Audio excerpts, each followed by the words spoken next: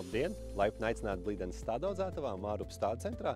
Spējam nodrošināt visu, sākot ar ziemcietēm, beidzot ar lielajiem kokiem.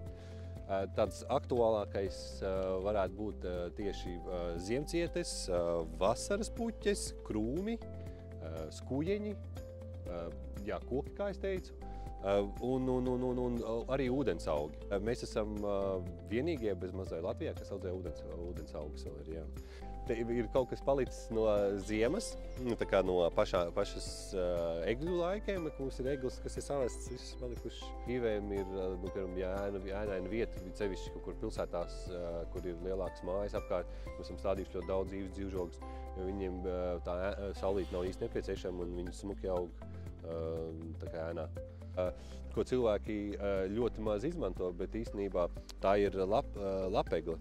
Un viņas mēdz būt ļoti dekoratīvas, tādas, tā kā, piemēram, cilvēki skatās, ka tos banzai kokus, kas pērk, kas mazliet jau ir lēnām iziet no modas, un tad ir vienkārši lapegles vai ir arī lāzdas, kas pašas veido to banzai, to formu kaut kādu veidu, vai kaut lietusargu formu, vai tā kā, piemēram, šeit tā kā vējā nopūst tā kā pie jūras tās priedes, un tādas. Tā ir tas, ar citu, viena no šobrīd aktuālākajām formām, tā ir vējā aizpūstā tā kā forma. Ja parasti šis laukums viss ir pilns ar rododendriem. Rododendri pārsvarā ir mazliet vēlāk būs, bet principā ļoti daudz visādas šķirnītes, sākot no dzelteniem, beidzot ar pat ir kaut kādas zilas šķirnes, protams, ar baltās un sarkanās, un principā izmēros līdz pat kaut kādām metram.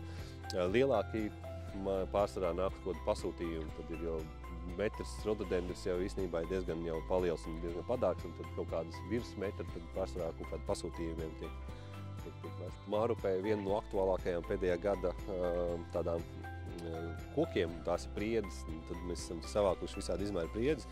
Man liekas, kad vispār Eiropā priedes sāk palikt mazāk un mazāk priekš tādas tirdzniecības. Tad redzēt, kādas, piemēram, ir kaut kādas šķirnes, kur ir nolūzis zariņš, kur ir no sniega. Tā ir priedēm viena no lielākām problēmām, tādas, kas ir kaut kādas, tādas piramidālākas, vairāk tām sniegs nolauž kaut ko. Tāpēc vajag ņemt, ja stādīt, tad jāstāda ir, piemēram, kaut kādas tādas pamatsugas, vai arī, ja grib zemāks, tad jāstāda ir kalnpriedes. Ja mēs skatāmies kopumā, tad tās cenas, piemēram, krūmiem un ziemcietēm un puķiem īsti nemainās. Un mēs arī šogad īsti nemainām cenas. Bet tādiem stādiem, kas mums pašiem ir jāiepērk, ko mēs Latvijā nespējam izaudzēt, tas ir visi lielie koki tādos daudzumos, kas ir tā kā pieprasījumā. Jo lielāko to krejumu, to lielāko daudzumu jau tā kā paņem tieši paši lielie projekti. Tas ir tie visi kā vairumtirdzniecībā aiziet. Un tad pārastajiem tam privātiem klientam paliek viņš tā kā mazāk tas viss. Bet, lai, piemēram, izaudzētu tur Latvijā šitādu koku, mums vajadzīgs ir piemēram, tādā restumā kaut vai ne, apkārtmērā, tad mums ir vajadzīgs ilgāks laiks nekā to dara Holandē, Vācijā vai Polijā. Kur ir grimonīši, kur ir šobrīd var redzēt, kā viņi visi meklē, kad grib tos sarkanos kāds vai arī dzeltenos kāds, lai viņi ziemā būtu dekoratīvi ļoti. Tad no tādiem ļoti skaists dzīvžotiņš.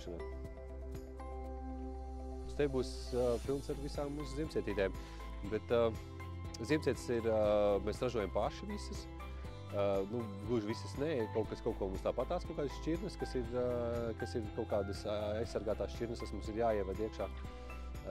Bet principā te var atrast visu, kas ir nepieciešams priekš dārza. Mēs skatāmies, kas ir ar vasaras puķiem, tad tagad kaut kad uz mēneša beigām varētu būt, kad jau nāks atraitnīca uz lieldienām, tā ka varēs cilvēki jau kaut ko iestādīt.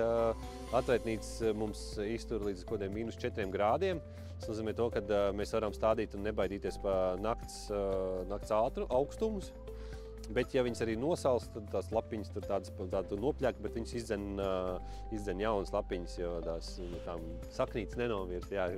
Bet, ja mēs domājam par tādām vasaras puķiem kā vasaras puķiem, tad tās noteikti visiem iesaku bišķiņ nesteigties, mazliet pagaidīt, jo vasaras puķes mēs stādām tikai tad, kad ir beigušās lielās salnas, vispār salnas. Tas ir maijs kaut kad, jāskatās pēc laikapstākļiem, parasti mums ir maija otrā puse. Katram ir savu lietu, kur viņi specializējās. Tā kā mēs esam priecīgi un laimīgi, ja jūs mūs piezinīsiet vai atnāksiet ciemos, un mēs jums palīdzēsim izvēlēties to stādu, kas jums ir nepieciešams.